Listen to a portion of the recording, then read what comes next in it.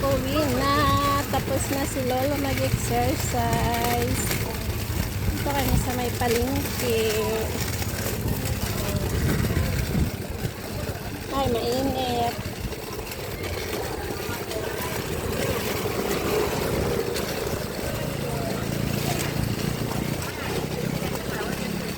Dadaan pa kami ng Family Mart. Ay, bibili kami ng pagkain.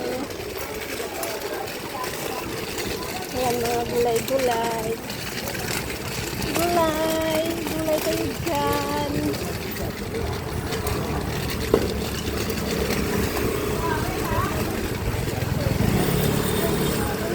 Mga prutas. Prutas kayo dyan.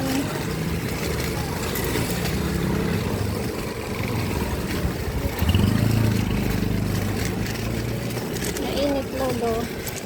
So, mga pantalon. Ganyan.